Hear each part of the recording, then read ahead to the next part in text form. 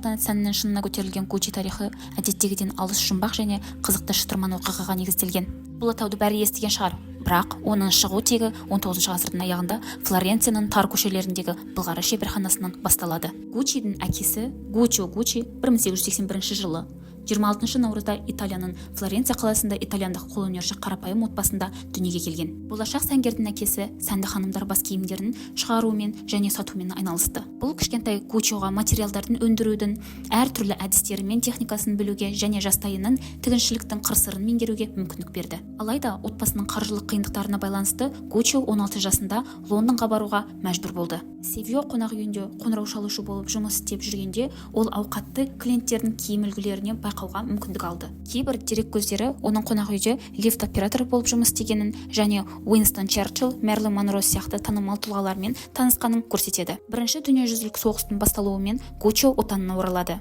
және Миланда Франзи деп аталатын сәнді былғары сөмке мен чемодан шығаратын компанияда жұмыс істей бастайды. Бұл тәжірибе Гуччоның былғары туралы алған білімінен негізделген өзінің аты аңызға айналған брендін құру жолындағы алғашқы қадамдарының негізі болды. Францияда алған тәжірибесі арқылы өзін жетілдірген Гуччо 1921 жылы Флоренцияда өзінің Гуччи брендін құруға шешім қабылдады. Гуччидің алғашқы күндерінден олар киімдерге қарағанда былғары сөмкелер мен чемодандарды сатты. Біраз уақыт қарапайым жұмыс істеген. Бренд шеберханаға дарынды қолөнершілерді қабылдағанның арқасында тез танымал болды.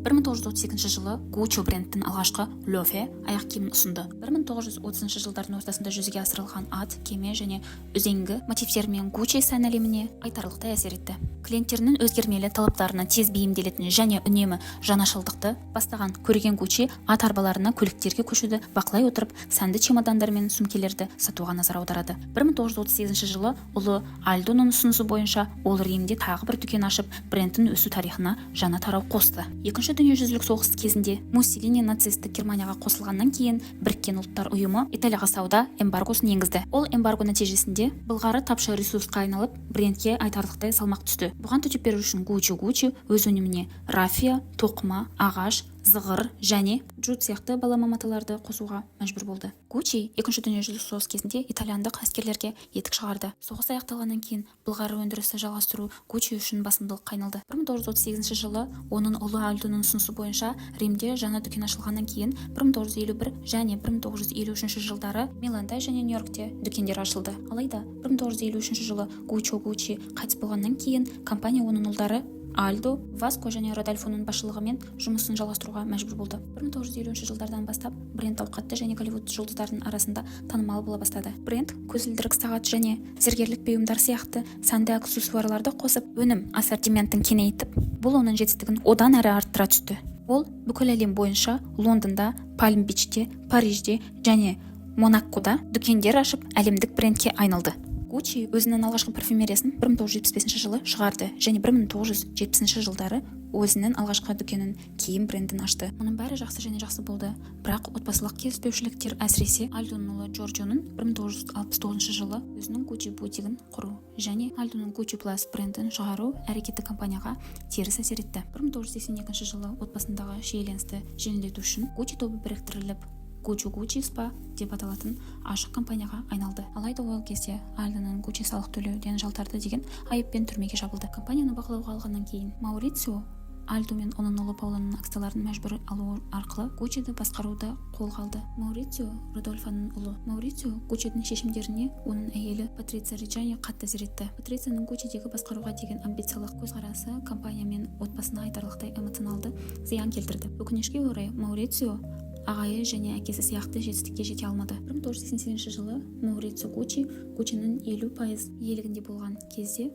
47,8% Бахрейндік компанияға сатты. 1984 жылдан бері Тиффаниге иелік ететін Invest Corp. Дегенмен 1991 жылдан 1993 жылға дейін Гуччи қаржысы қиын болды. Маурицио Гуччи компанияның Флоренция мен Миландағы бас кеңселерінен қомақты қаржы жұмсағаны үшін көпшіліктің сынына ұшырады. Invest Corp 1993 жылы Маурицио Гуччиден Гуччи Spa-ның қалған 50%-ын сатып алып, компаниядағы отбасының ықпалын тиімді түрде тоқтатты. Артқы жағында болып жатқан отбасылық мәселелерде жағдайға дәм қосты. Invest Group Дэвин Мелоны Гуччиге редактор және дизайнер ретінде әкелді.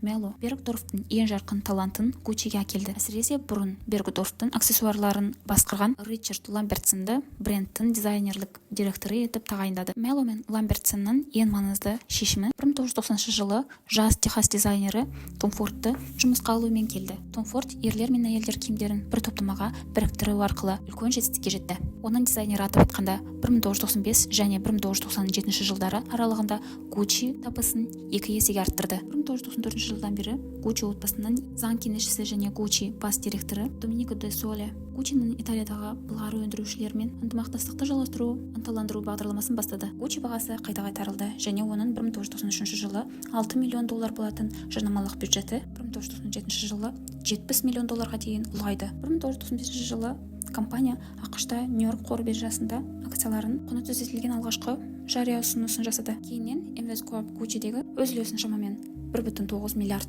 сатты. 1995-1999 жылдар аралығында LVMH жасырын түрде Гуччи акцияларын жинады. Том Форд пен Доменико де Соле жағдайды болдырмау үшін Гуччини сатқысы келді. Pinot Printemps Redouts Kering Group Гуччинің 40% акциясын $75 сатып алды. LVMH үлесі 20,7%-ға дейін төмендетті. Алайда 2000 жылы Гуччидің Александр Маккуиннің сән үйінің 51% сатып алу қиындықтар туғызды. Өйткені Маккуин сонымен қатар LVMH Givenchy дизайнері болды. 2001 жылы Гуччидегі даулар барлық тарапта ымыраға келген кезде шешілді. Том Форд пен Доменико де Соле 2003 жылдың соңында Гуччи PPR мен 2004 жылы келісімшартты ұзартпайтындарын жариялады. Форд кеткеннен кейін ол дайындаған дизайнерлер атап айтқанда Джон Рэй, Александра Факчинетти және Фрида Джанини болды. 2004 жылы Джанини мен Ди Марко сатылымдардың тоқырауына байланысты компаниядан жұмыстан шығарылды. Марко Бизари 2015 жылы Гуччи компаниясының бас директоры болды. Ал дизайнер ретінде Александра Мишель тағайындалды. Мишельдің жетекшілігімен Гуччи түрлі түсті басып шығаруға, ретро стильде және демалыс киіміне назар аудара отырып, стилін өзгертуден өтті. 2017 жылдың басында Мишельдің жетекшілігімен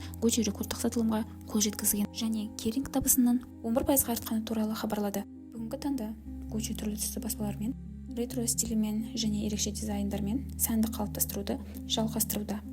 Ал компанияның қаржылық табысы мен жаһандық ықпалы брендтің берік ұстанымын көрсетеді.